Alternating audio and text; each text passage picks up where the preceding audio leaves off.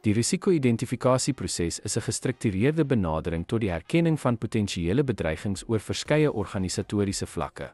Sleutelkenmerke verseker 'n deeglike en sistematiese begrip van risiko's. 'n Omvattende risiko-identifikasieproses behels verskeie stappe: die identifisering, dokumentering en kategorisering van potensiële risiko's. Dit inkorporeer insette van verskeie departemente om risiko's vanuit uiteenlopende perspektiewe vas te lê. Die proses is deurlopend en vereis gereelde opdatering soos nuwe risiko's na vore kom.